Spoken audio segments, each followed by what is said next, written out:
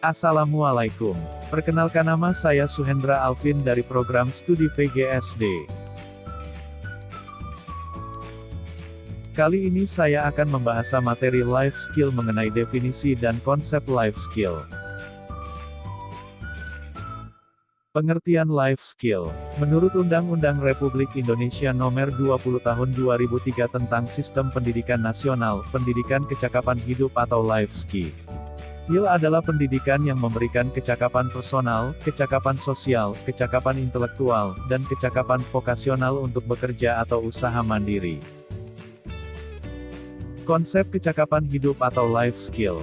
Konsep life skill merupakan salah satu fokus analisis dalam pengembangan kurikulum pendidikan yang menekankan pada kecakapan hidup atau bekerja.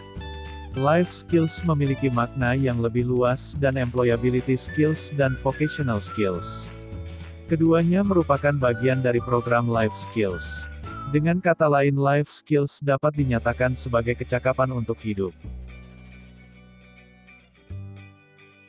Tujuan pendidikan kecakapan hidup. Adapun tujuan dari pendidikan kecakapan hidup adalah untuk memberikan pengalaman belajar yang berarti bagi peserta didik yang sesuai dengan apa yang dibutuhkan di dalam kehidupan sehari-hari, seperti proses sosial, fungsi sosial, serta masalah-masalah kehidupan.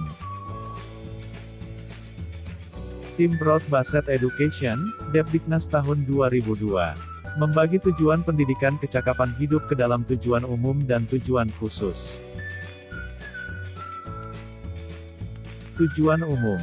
Adapun tujuan umum yang pertama yaitu mengaktualisasikan potensi peserta didik sehingga dapat digunakan untuk memecahkan problema yang dihadapi. Kedua, mengoptimalkan pemanfaatan sumber daya yang ada di masyarakat, sesuai dengan prinsip manajemen berbasis sekolah atau school-based management. Ketiga, memberikan kesempatan kepada sekolah untuk mengembangkan pembelajaran yang fleksibel sesuai prinsip pendidikan yang berbasis luas atau broad-based education.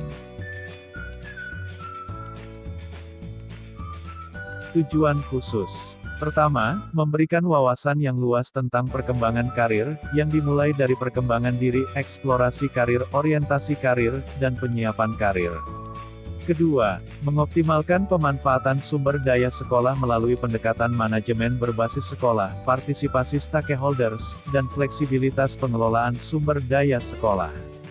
Ketiga, memberdayakan aset kualitas batiniah, sikap dan perbuatan lahiriah peserta didik melalui pengenalan, logos, penghayatan etos, dan pengalaman, patos, nilai-nilai kehidupan sehari-hari sehingga dapat digunakan untuk menjaga kelangsungan hidup dan perkembangannya.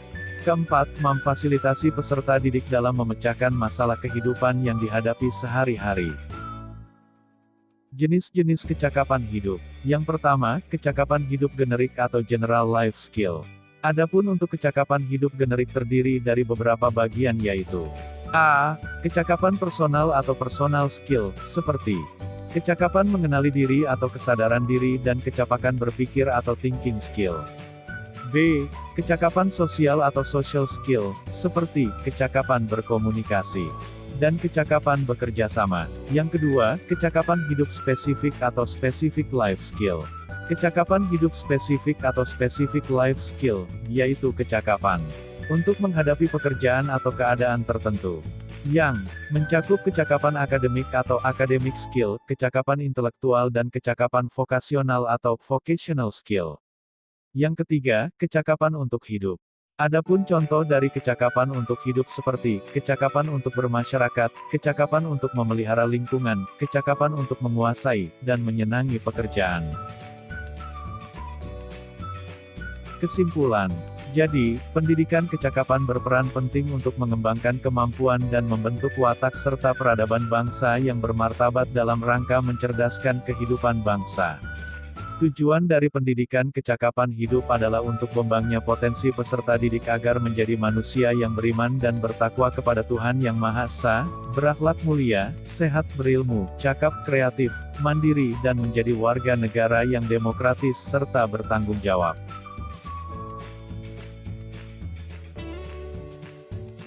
Nah, itulah materi life skill mengenai definisi dan konsep life skill.